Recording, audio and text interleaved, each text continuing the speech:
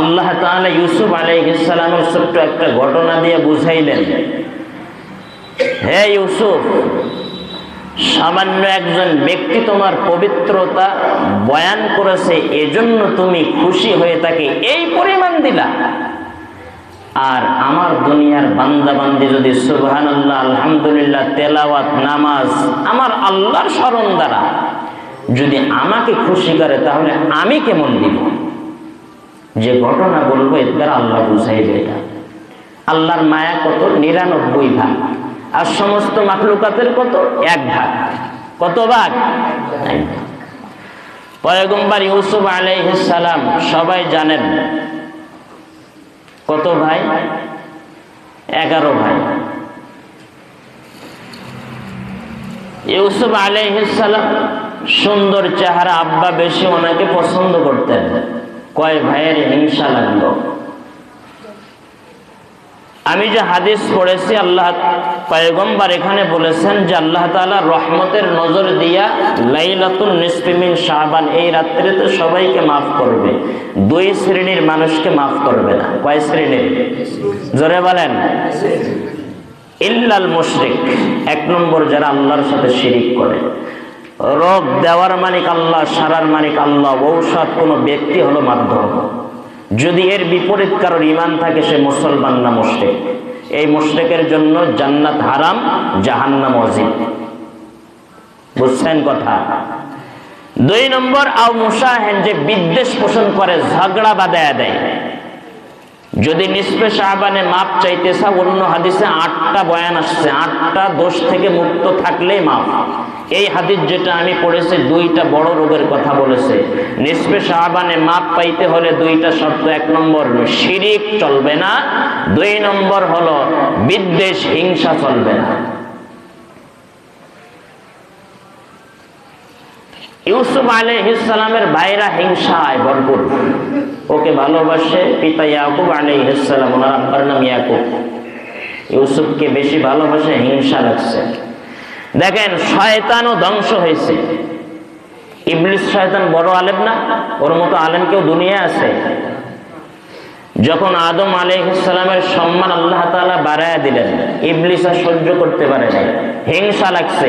হিংসার কারণে ওর পদমর্যাদা উঁচু হয়েছে না নিচে নামছে? জোরে বলেন।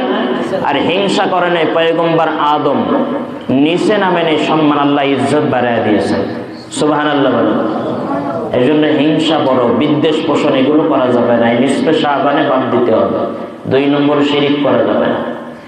তো যেটা বলতেছিলাম, আল্লাহর পবিত্রতা, একবার সুবহানাল্লাহ যদি এই রাত্রিতে যদি আপনি আমি বলতে পারি, কেমন লাভ আল্লাহ ইউসুফ আলাইহিস সালামের ঘটনা দিয়ে বুঝাইতেছেন। আল্লাহ,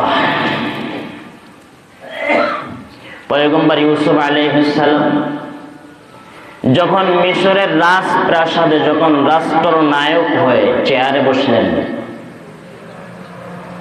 মিশরে আপনারা জানেন এক সময় খুব অবস্থা ভালো ছিল, ধনাঢ্য। আর কয়েকটি বছর হঠাৎ করে দারিদ্রতা, অভাব মিশরের জমিনে। ইউসুফ আলাইহিস সালাম যখন এমন চেয়ারে বসলেন, তখন একজন ব্যক্তি পয়গম্বর ইউসুফ আলাইহিস সালামের কাছে আসলেন। বোঝেন, ভালো করে খেয়াল করেন কি বুঝাইতে চাইতেছি আমি, ঘটনাটা বলি। আল্লাহ, পয়গম্বর ইউসুফ আলাইহিস সালামের কাছে একজন ব্যক্তি আসলেন, এসে বললেন, পয়গম্বর ইউসুফ, দরিদ্র, অভাব, কয়েকদিন কিছুই খাইতে পারি না, তোমার রাষ্ট্র মালামালের কোষাগার থেকে আমাকে কিছু দাও, আহার করে নিজেও খাই, পরিবারকেও, ক্ষুধার্ত পরিবারকে ক্ষুধা নিবারণ করে। কি একজন অভাবী? কাকে বললেন? জোরে বলেন। পয়গম্বর ইউসুফ আলাইহিস সালামকে। ইনি কি একজন নবী? জোরে বলেন, কি ইনি? নবী। পয়গম্বর ইউসুফ আলাইহিস সালাম রাষ্ট্র মালামাল কোষাগারের দায়িত্বরত ব্যক্তিকে ডাকলেন, বললেন, এই ব্যক্তিকে 1 সা পরিমাণ গম দেয়া দাও, আটা দেয়া দাও। 1 সা হাদিসের ভিতরে এক সার পরিমাণ হলো 3 কেজি 170 গ্রাম। যারা বলেন এক সা পরিমাণ কত? 3 কেজি 170 গ্রাম। এনার গম দেয়া দিলেন, আটা দিয়ে দিলেন। পয়গম্বর ইউসুফকে ওই না খাওয়া দরিদ্র অসহায় বলে, ইউসুফ আরো দাও। ইউসুফ আলাইহিস সালাম দায়িত্বরত ব্যক্তিকে বললেন আরো 1 সা দিতে। আরবি এটা সা। আরো 1 সা পরিমাণ দিলেন। দেওয়ার পরে ওই ব্যক্তি তৃতীয়বার আরো দাবি করেছেন। পয়গম্বর ইউসুফ আলাইহিস সালাম বলে, দেখো তুমি একাই কি দরিদ্র? এই মিশরে অভাব, আরো অনেক ব্যক্তি তো আসবে, তাদেরকেও দিতে হবে। কে বললেন ধরে বলেন? পয়গম্বর ইউসুফ আলাইহিস সালাম। যখন এমন কথা বলেছেন, তাহলে তিনি ভাবছেন আসলেই দিবে না তৃতীয়বার। তখন ওই দরিদ্র দেখেন কি বলে, আপনারা অবশ্য জানেন, অবশ্য আমি এই 10 বছর আপনাদের এখানে এই বয়ানটা কোনোদিন করি নাই। আর কি ঘটনাটা, পয়গম্বর ইউসুফ আলাইহিস সালামকে ওই ব্যক্তি বলে, হে পয়গম্বর ইউসুফ, তুমি হয়তো আমাকে চিনতে পারো না। পরিচয় দিতেছে যে দেখো,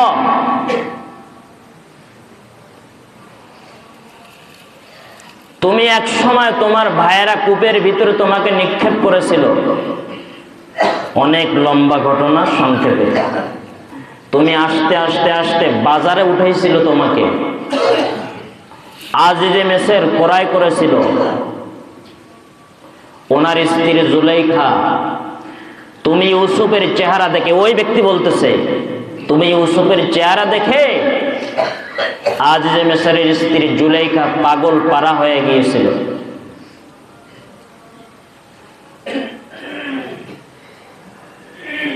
তো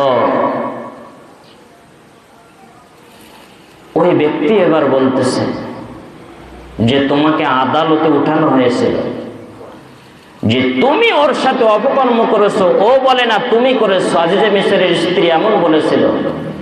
এখন তোমাকে যে ব্যক্তিটা নির্দোষ প্রমাণ করেছিল, একজন ছোট দুধ খাওয়া একটা শিশু বাচ্চা, খেয়াল করেন ভালো করে, অনেকেই বুঝতে পারছেন। ওই ব্যক্তি বলতেছে, দেখো তোমাকে দোষী করতে চেয়েছিল আজিজে মিসরের স্ত্রী জুলাইখা।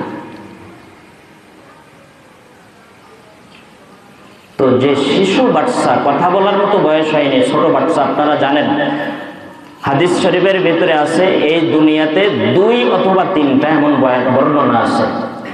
কথা বলার মতো বয়স না, নবীদের পবিত্রতা বয়ান করার জন্য ছোট মাসুম বাচ্চা হয়েছে, সেই বাচ্চার জবান করে আল্লাহ কথা বলার শক্তি দিয়েছিলেন। সেটা হলো এই একটা। ওই বান্দা বলতেছে অসহায়, যে দেখো যে ব্যক্তিটা তোমার কোলের দুধ পান করতেছিল মায়ের স্তনে, সবাই তোমার বিরুদ্ধে সেদিন সাক্ষী দিয়েছিল। তুমি বলেছিলা ওই যে মায়ের কোলে যে শিশু বাচ্চাটা, ওই বাচ্চায় আমার সাক্ষী দিবে। তখন সবাই বলেছিল শিশু বাচ্চা কথা বলতে পারে না, কিভাবে কথা বলবে? তখন আল্লাহ তাআলা আমাকেই, ছোট অল্প কয়েকদিনই বাচ্চা আমি ছিলাম, আমাকে কথা বলার শক্তি আল্লাহ তাআলা দিয়েছিলেন। আর আমি, তুমি নির্দোষ, ওই জুলাইখা ওই হলো দোষী। এই যে পবিত্রতা বয়ান করেছিল যে শিশু বাচ্চা, সে আর কেউ নয় দুনিয়ার, আমি হলো সেই ব্যক্তি। সুবহানাল্লাহ বলেন, আরো একবার বলেন সুবহানাল্লাহ। এবার আসেন, পয়গম্বর ইউসুফ আলাইহিস সালামের কাছে যখন তৃতীয়বার চাইছিল তখন উনি দেয় নাই, দিয়েছিল।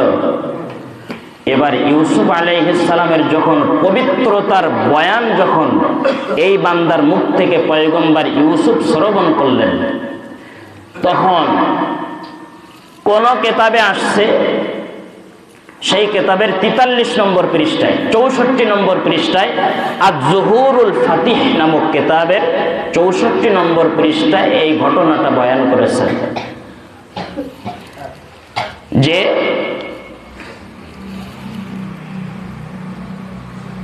ইউসুফ আলাইহিস সালামের যখন এবং তহারাত যখন এই বান্দা যখন এই ঘটনাটা বললেন, ইউসুফ আলাইহিস সালাম তখন ওই দায়িত্বরত ব্যক্তিকে, কোন কিতাবে আসছে 150 মণ গম দিয়েছেন। সুবহানাল্লাহ বলেন। কেন দিয়েছেন এবার বলেন? ইউসুফ আলাইহিস সালামের তহারাত, পবিত্রতার সাক্ষীদাতা তো এই ব্যক্তি। এখন দিতে চায় নাই, যখন এটা বলেছে তখন খুশি হয়ে 150 মণ দিয়েছেন।